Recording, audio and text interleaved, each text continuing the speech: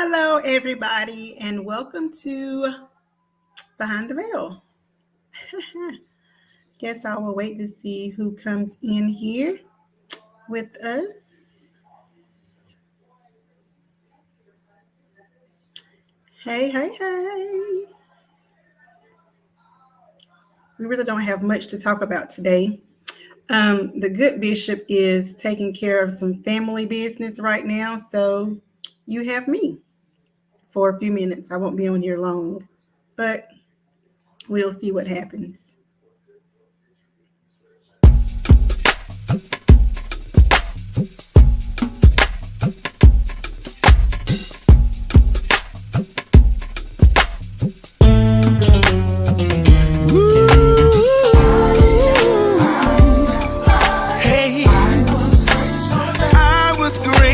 For that.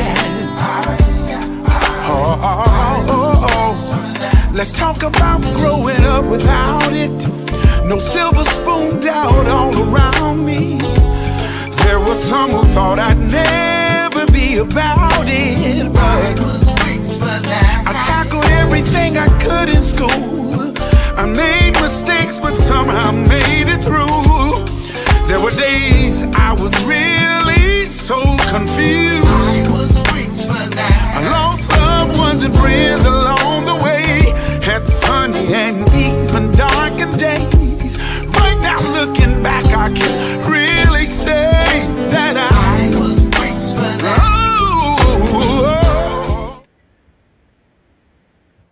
Hi, everyone. It's not the good bishop, it's the great Camille. Don't tell him I said that. But anyhow, he is not going to be on today. He's handling some family business. So I will be here with you just for a few minutes. Hi, Mona. Let me see if I can. Hey, Jerry Cuzzo, how are you? So, like I said, I'll only be on here for a brief moment. I haven't really prepared anything because this was just kind of last minute, but it's okay. We're going to make the necessary adjustments and keep it moving, right? So, I know everyone's talking about this movie. What is it called?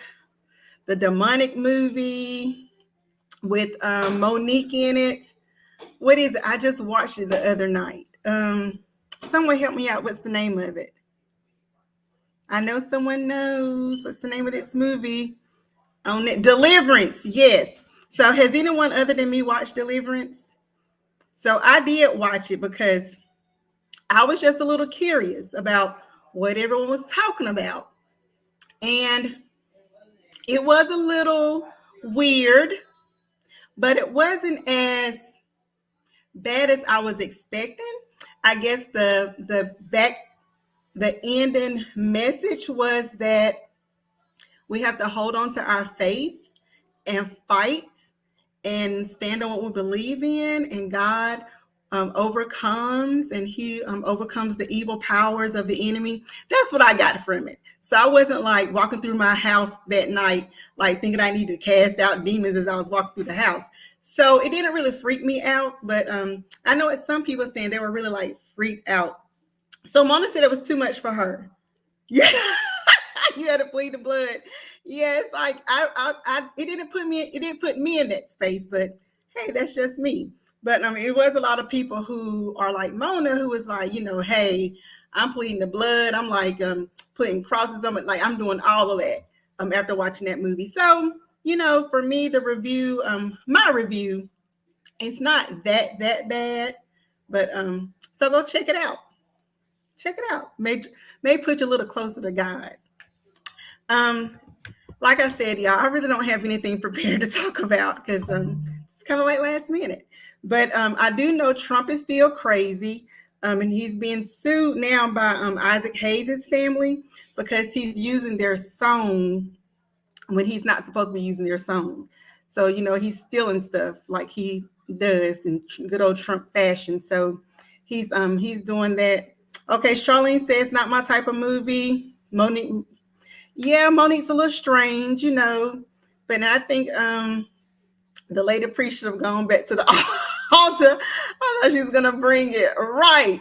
She said it. She said, "Honey, I lost faith. I was afraid. I was afraid. So don't you get afraid because I got afraid and now I'm dead." So yeah. So she made it. She may need to go back to the altar. She may need to do a few more Hail Marys because it didn't work out too well for the girl, for sister girl. But yeah, Monique is a little weird. I think Lee Daniels, in my opinion, had to pull her because I don't think anyone else really wanted to play that part. And they were talking how there was a preacher on set every day, just because of the content of the movie. And they even say this strange thing still happens in that area. Like, what the world? Now, what I didn't like about it is that he had the mama white, the girl mixed, when in fact the lady that the show was about, that the movie was based on, she was an all black girl. She wasn't mixed. So I don't understand why he had to mix up the family. So I was just kind of confused about that. That kind of threw me off a little bit. So I want to have a conversation with Lee Daniels to ask him why in the world, if you're making a movie based off of a true story, why he altered the character, because the lady's not, she wasn't mixed, she was black. You know, bring the preacher on set. Yeah, they needed a preacher on that movie set, honey, because yeah, if you wasn't strong, then yeah, you needed a little help out there. But Isaac Hayes' family is suing Trump for using their song. He's saying, that he was okay using it, and Trump got some crazy stuff going on. That's about all I have. Like I said, I didn't really have time to prepare anything. If I would have, I would have a little more content for you, but I'm normally behind the scenes and helping prepare the content. So on the news tonight, evangelicals are now pushing their following to vote for Trump as a God-fearing candidate. Now, come on, evangelicals. Are they serious? If they push for Trump,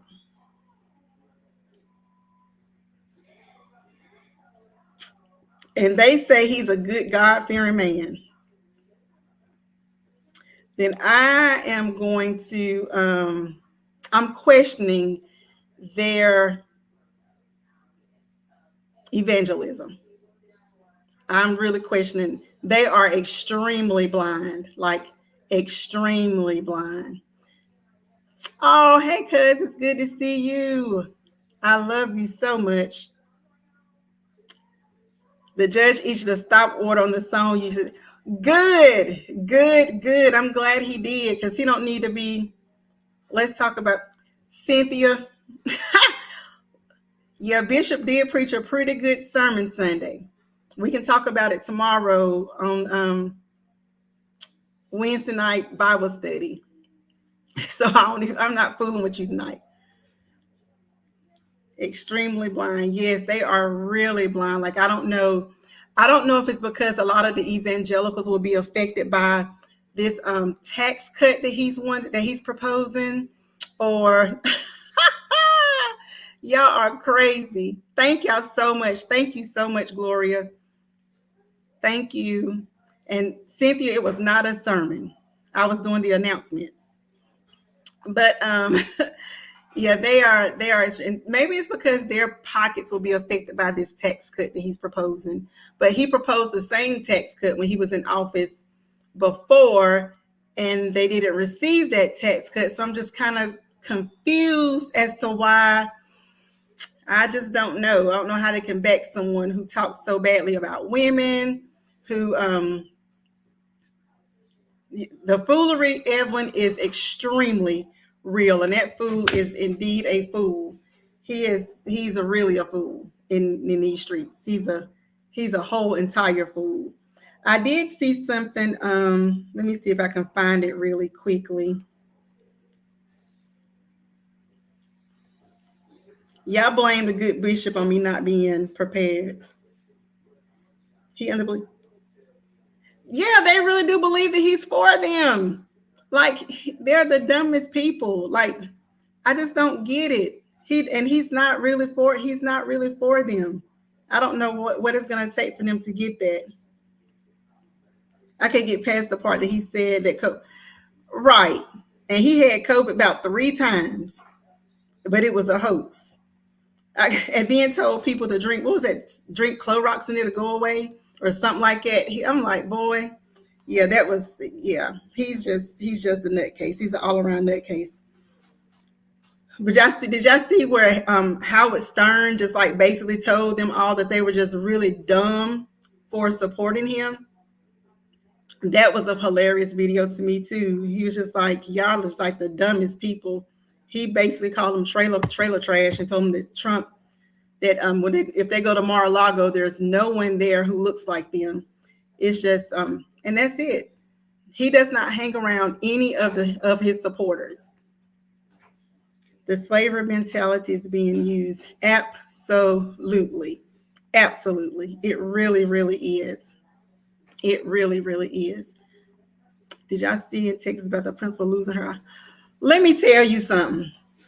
Mona, I am a high school administrator. And a kid has one time to throw anything at me. And I'm going to do a soft resignation and go all the way in on that little kid. Little Johnny, he's not going to want to throw another thing for the rest of his life. That is outrageous. I mean, she's walking around her all big and swollen, and he threw he threw something 3 times. He wouldn't have had a chance to throw a second item. After that first chair, I'm telling you, I would have soft resignation, and I would have beat him like we were in Tobaccoville. He would have got a beating that day. And that's awful. But these kids are out of control. They are out of control. It's so sad. They are way too much. They are absolutely too much. I mean, I see it every day, and it's unbelievable. That's why I'm important. We encourage everyone to go out. Beverly, we have to get out and vote. And you'll be surprised. Well, no, you wouldn't be surprised. The number of people who I come in contact with, they say they're not going to vote. Like, why are you not going to vote? I don't understand it. And if you don't vote, I don't want to hear anything out of your mouth about anything that's going on. It's just so ridiculous. Unfortunately, we need someone who's not afraid to stir the pot and just go in. Yeah, and that's what we need. Like, to me, the Democrats for so long, the Democratic Party, they're trying to get a little rah-rah here lately, but they have been so passive for so long. They just need to go straight street and be like, look, this is what it is. Like, you have to get just a little bit of gangster in this Democratic Party. They're so soft and so it's okay. And, it's going to be okay. No, they're going to have to get dogmatic about this thing. So yeah, they're going to have to, they have extremely weak. Like I say, just trying to take the high road. I mean, I know Michelle said when they go low, we go high. It's time out for that because they're not playing fair. They're playing by a different set of rules. So it's now time for them to stand up and just be bold. They played your hand properly. She blocked you. How to play space. That's it. You have to know how to play it. But that's really all I have for you guys. I hope to see you all another time. And you all have a great evening. And he will be back on next week. Keep his family lifted up. Keep him lifted up.